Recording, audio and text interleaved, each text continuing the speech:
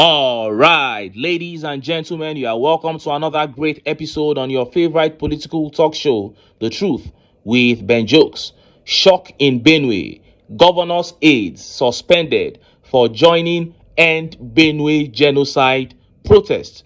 This is why you cannot work for the APC or join the party if you still want to operate with your conscience intact. The young man protested the death and massacre of his loved ones, and he gets suspended. And 12 here said something meaningful. He said, I really believe it is high time these big wigs tell us exactly what they have against protest, especially when it is peaceful and people just want to be alive. Good question. And I'll answer that. The big wigs, the politicians, the ruling class have held the country captive, enslaved the country for decades, and have even started passing the baton of oppression down to their children to continue dealing with us, enjoying our resources alone. And they know that the only solution is a revolution, and it is protests that will lead to revolution. That is why they hate protests. They don't want one protest to lead to another. They fear that the pain that the people are going through may unite the people against them. And once the people unite,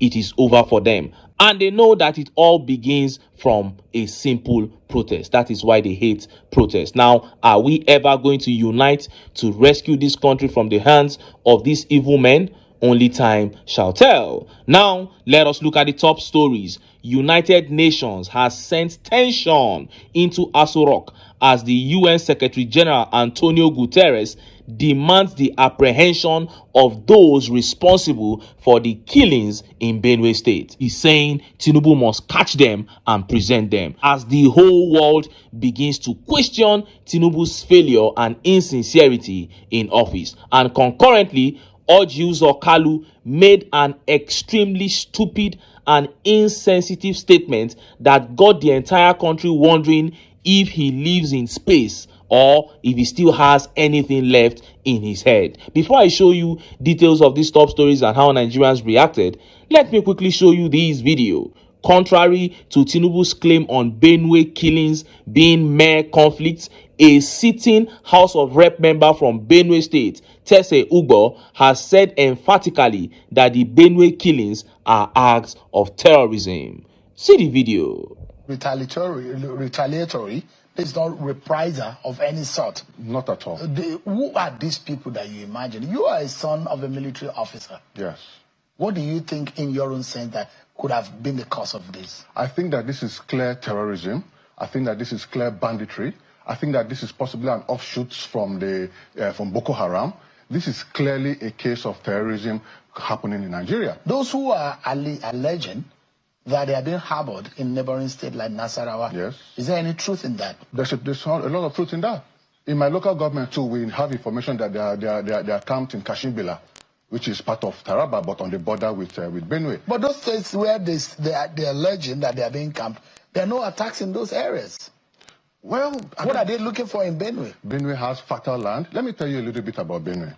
Benue is the number 4th or 5th largest in terms of population in Nigeria. The Chi people are the number 4th or 5th largest ethnic group in Nigeria.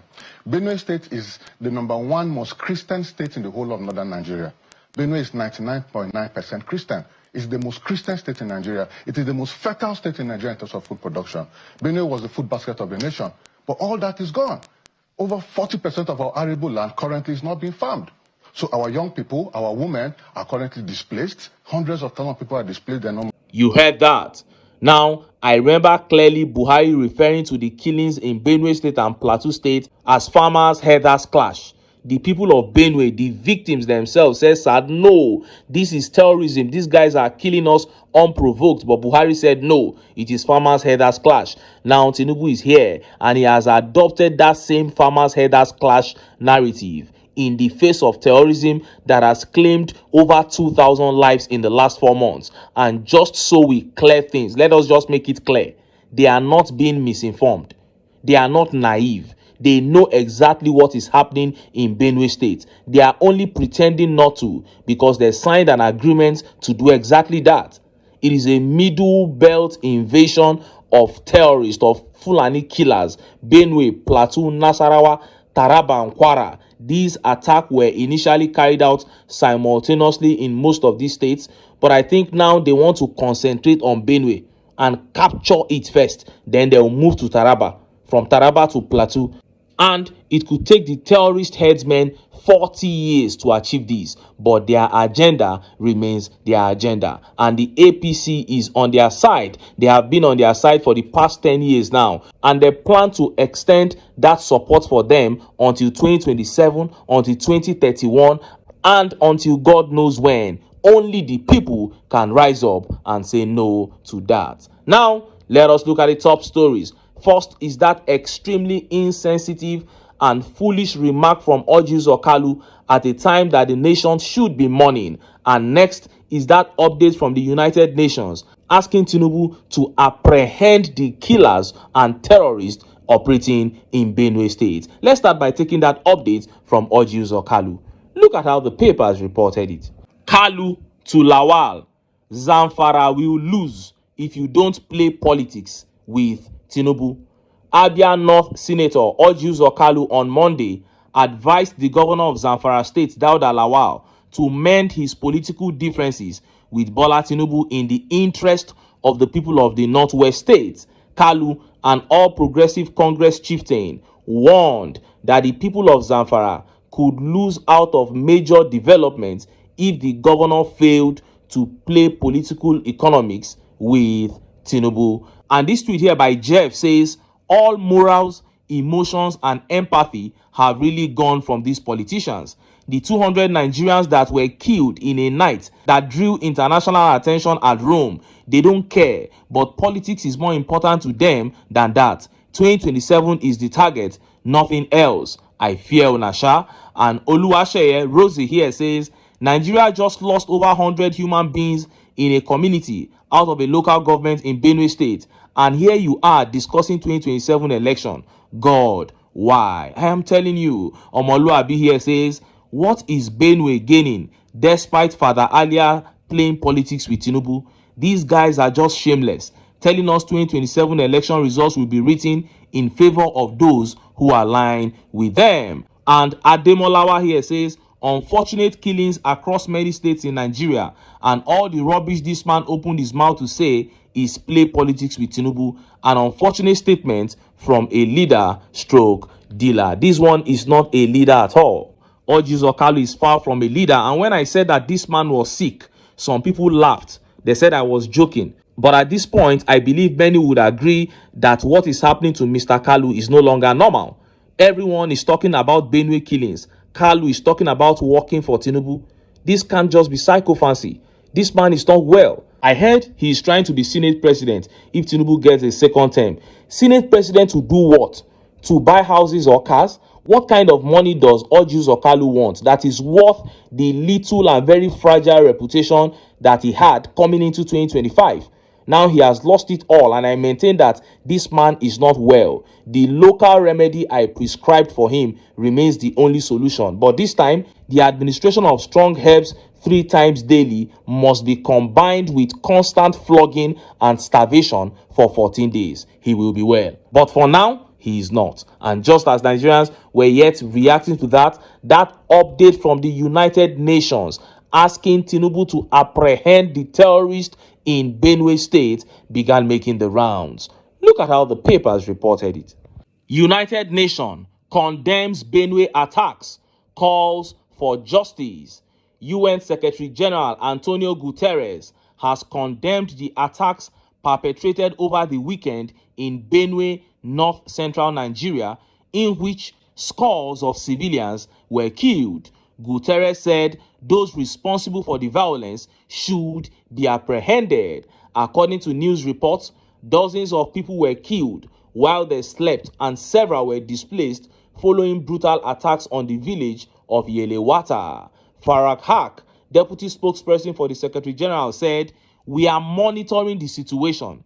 The Secretary General condemns the killing of innocent civilians, including in Nigeria, and we hope that those responsible for this violence will be found and apprehended."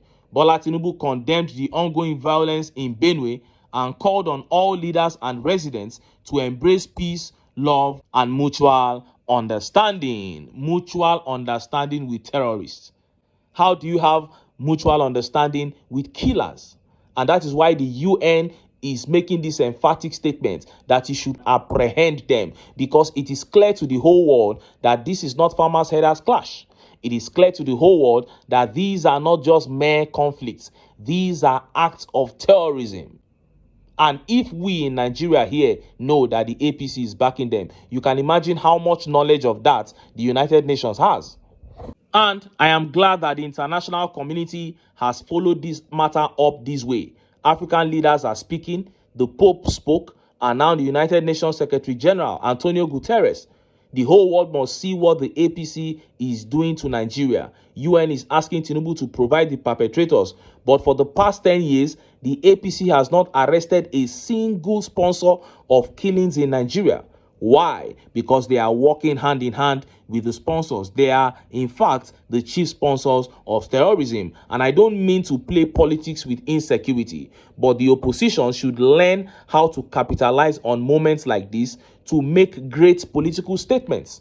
Because these are the moments that you should begin talking about the incompetence of the people in power and how to get them out. Then if you can quietly bring in the issue of credible elections at this time or shortly after this time, it is not bad. After all, bad leadership is the main reason, is the major reason we are where we are today. I mean, if Tinubu can give a speech yesterday and what he said in the speech is contradicting everything that every elected official and every citizen of Benue State is saying, then that tells you a lot about the quality of our leadership. He is saying that they should settle, they should have peace. It's communal clash. And the people are saying, no, these are not members of our communities. These are unprovoked attacks. But the leadership cannot still listen. So everything boils down to failure of leadership. It is a time for the opposition to capitalize and begin to talk about how we can have credible elections so that the people can elect real leaders who will serve them. There's nothing bad in that. I'm saying this because international community is paying attention to the things going on in Nigeria now. And I believe that if we begin to push the issue of electoral reforms as regards the transfer of election results from polling unit to the IREV, it might become so intense to a point where we might need the international community to intervene. Because if the opposition can come together on this matter, not come and support me, that's not what I'm saying, not coalition, that is not what I'm saying. Everybody should be in his own political party, but we are coming together to see how we can have a system where elections will be credible. Then we can go around the world. If the Senate is saying no, Nigerians can begin to protest. International community can begin to lend their voices. Hashtag give Nigerians free elections. Give Nigerians fair elections. That is what I'm talking about. That is the kind of push that I expect from the opposition. Because if we are ever going to get this to work, we must, do things differently from just tweeting, from just holding conferences and making speeches. We must be able to engage directly. Yes, the democracy is fake, but there is something placed on ground that we can follow. That is what Dele Farotimi keeps saying. He said we have a fake democracy, so we will pretend that it exists, and we will follow the instruments of the law as fake as it is. That is what I expect from the opposition. And of course, when you speak about pushing for electoral reforms using protest, a lot of people will be very quick to say protests don't work. They will list a number of protests in the past that have failed. But what I have to tell you is that apart from the End SARS protest, we have never really, put out strong protests demanding for something specific. When you say end bad governance protest, there is no legislation to end bad governance. You can't stand up and pass a law that from today we have ended bad governance or end hunger protest. There is no legislation that can end hunger. This is something that has to be done over a period of time. But when you say sign into law the transfer of polling unit results from polling units to the IREV, that is a specific thing. It is something that you can really stand up and fight for. And I'm telling you, it will be one of the most one of the most relevant agitations ever, and the whole world will be able to say, this is a good thing. Now they are asking for transparent electoral practices. Why don't you just go ahead and do it? And it is even good for you as a government. So I believe it's something that the opposition should really look into fighting, even more than the coalition that they have been talking about. And who knows? And who knows, it is something that will just trigger Nigerians to unite and say no. Anyway, make I leave am here, make I still enter town, make I go get some ogbonge political news wey una go like. Why? Because of una na I dey here. So don't go away, don't go away.